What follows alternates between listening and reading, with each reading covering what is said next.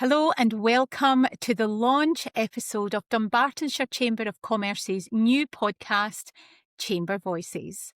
I'm Mary-Ann Smith, President here at Dunbartonshire Chamber, and I'm really proud to be able to present in this podcast one of our key business partners, BC Technologies.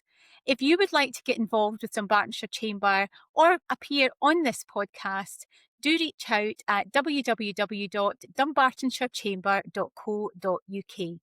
Meantime, enjoy the podcast. I know there'll be a lot of takeaways for businesses. Hey everyone, welcome to Chamber Voices. And I'm really privileged today to be joined by Matthew Armsby from BC Technologies. And BC Technologies are one of Dunbartonshire Chamber of Commerce's business partners. Matthew, it's gorgeous to be able to actually spend some time with you today. Thank you very much. It's been, it should be a very interesting conversation. Now, I normally introduce businesses when they come on to the Chamber Voices, and I always do it a wee bit hesitantly because my description of you probably isn't going to be as good as yours, but that's the reason that you're here. So, BC Technologies are a managed service provider and provide IT support. Correct.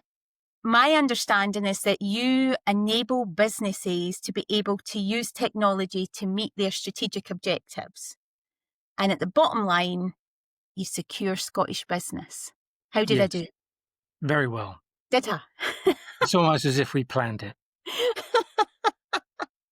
You'd never know, would you? Neither you would. Listen, it would be great to find out today just a wee bit more about BC Technologies, but I think even just being able to take a bit of a deeper dive into some of the things I've just said there, so that people can really understand maybe more about managed service provision, IT support, because there'll be a lot of generalisations and things around it. And I already know from speaking to you that there's things that I wouldn't have thought about. So tell me a wee bit about BC Technologies. Yeah, so we're there. I mean, let's think about our lives. Everything seems to be online. And even talking to you now, Mary, I'm talking to you online. Everything we do is online. Our banking is online. Our business is online. Our CRM systems are online. Our ordering systems are all online. And so what we try to do with our clients is to explain to them how they can be as secure as they possibly can by using those online systems. A lot of people have moved online from having these little boxes of tin in the corner of the room. Yeah. We still have some clients that got boxes of tin in the corner of the room, and that's fine. But yeah, the cloud security is kind of paramount because we are so reliant upon it. And there have been examples recently in the news over the last sort of 6 months where cloud security has fallen. Wow. Well, I mean, there's been quite a bit of that. That's when you say that, I don't think of one incident. My head actually goes to a number of incidents with big organisations as well. That's right, and it's becoming the norm, and we're seeing it actually as the norm. And when you listen to what the National Cybersecurity Centre is saying, is they're expecting it to be the norm, which is crazy. So where it was not 5 years ago, we just got to expect that you will be hacked in some way. And I think that the metrics from the last report was more than 50% of UK businesses have been breached or hacked in some way in 2024.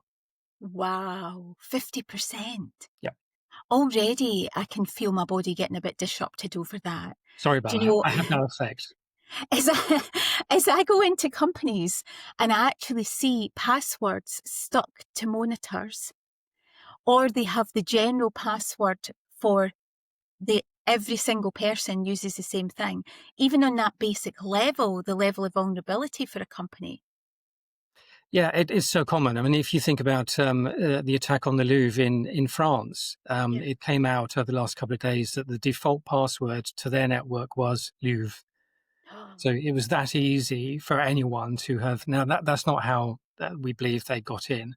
But if they're not, and it was like that 10 years ago when they had a cybersecurity assessment. So simple things like that would have protected them. Wow. So any business, it doesn't really matter whether you are a single sole trader or whether you're a multi-international company. The importance of this remains the same. It does, yeah. The basics are always the same. And actually, when you become larger, it gets more complex, obviously, and it's more difficult to keep those things in check. But the principles are the same. The 5 controls are the same. Wow.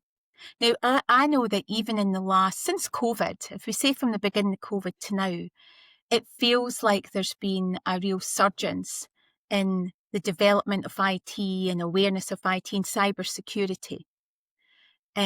What would you say? Because in response to that, what my sense is that there's been a lot more companies, of course, coming in to be able to react to that demand in the market. So with that, how do you differ at BC Technologies? So we're an IT service provider, so we provide IT support, but everything we do is geared around making it as secure as possible. So everything we do, every conversation, is about risk. And some of clients that I speak to, when we start talking about their risk, they don't really understand risk. So it's my role to try and help small organizations understand where the risks are, and then putting things in place that will mitigate those risks, will protect you against those risks in a very, very cost effective and efficient way. Okay. And what, so I suppose I'm kind of looking to see where do you differ from, because how many people are in the market doing this kind of work? Yeah, how many? So there are over 11,500 MSPs in the UK. The smaller proportion of those that are actually providing any sort of really decent cybersecurity service is sort of 5-6%. Wow. So they're the ones that really you should be looking to when they're going to be looking after the crown jewels. Because if you think about your IT support company, they have access to everything. They have access to your data, to your users, and everything that you do on a day-to-day basis. So I ask everybody, do you trust your IT support? There are some great IT support companies out there, and I'm definitely not trying to down anybody, but you just have to do the due diligence just to double check that they really do know what they're doing, Yeah. because they can make a very simple mistake, Yeah. and that will have a massive effect and an impact upon your business. Wow. So even listening to that, 11,000 across the UK, and as a director on the Scottish Chambers of Commerce board as well, it's always having that lens for our Scottish businesses. So we have here in BC Technologies a Scottish business who is in the top 6% of one of the highest demand markets in the UK and actually globally. That's not too bad, Matthew. That's pretty good. I like that. I'm going to write Yeah. that down. No worries.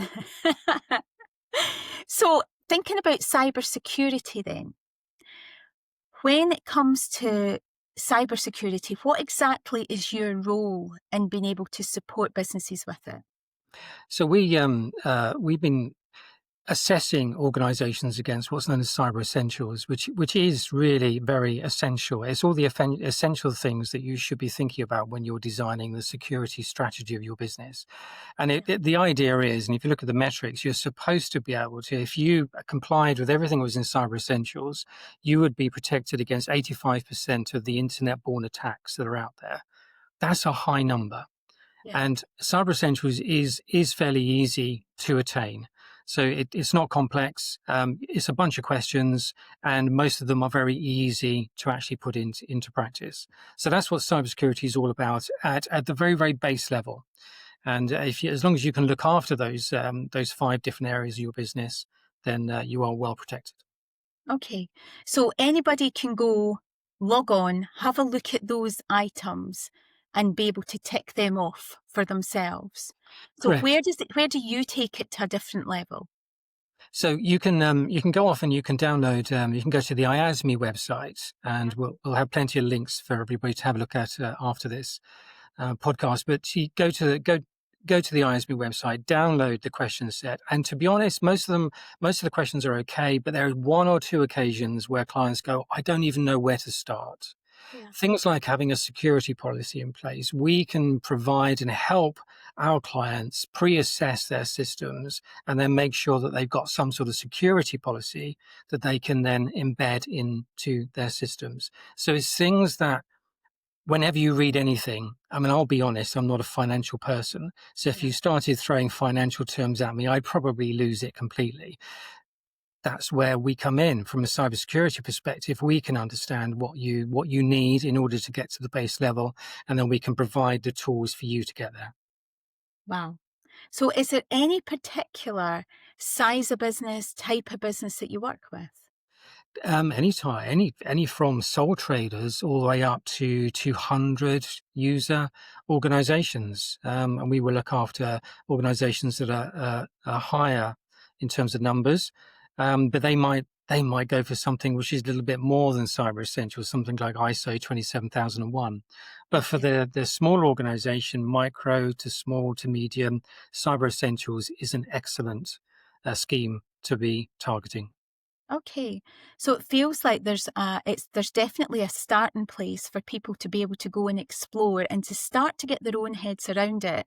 I often think that it's good to come with a little bit of knowledge, otherwise you could be in a place of delegating by abdication, which is never a good place, and also increases that risk of actually engaging someone who doesn't quite have maybe the knowledge or skills or competence that you were assuming they did. Yeah. So that little bit of knowledge there that people can go and find out about cyber essentials is really positive. But I'm not a great numbers girl either. That's why I married an accountant. You know, maybe slightly drastic.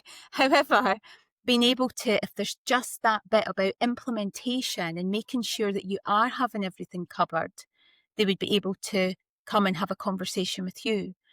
That's one of the So biggest challenges is that you can look after your people, you can look after your policies, and you can look after your technology, but it's actually embedding it and then keeping it in the business for the whole year, not just once a year when you get assessed like an MOT. yes. Having that ongoing embedding into the business that's the thing that's going to keep you secure. Absolutely. So, anybody listening to this today, if they are maybe having little bells going off or new thoughts around, gosh, I've been meaning to do that for ages, how can they get in touch with you? So we'll give you all our contact details, obviously, but there will be on the links that we send. We'll give you a link to the Knowledge Hub. So the IASME organization have put together, they're a consortium, and they put together lots of different resources for you to be able to have a look at. So even if you have a look at that question set and I don't understand where to start, look Yeah, at the Knowledge Hub, and the Knowledge Hub itself will start breaking it down using a classic FAQ, and just enable you to answer the questions, and then consider the assessment itself, or contact us. We do pre-assessments all the time, and we're there to help any size of organization actually get to that standard. that is super. Nice and clean and clear, Matthew. And I Good. don't often say that about IT and technology. And I think there'll be a lot of people like me that can just feel overwhelmed, but having a nice, clean message around it, that there's simple things that we can put in place and people who you can pick up a phone and ask for more detail and information is what it's all about.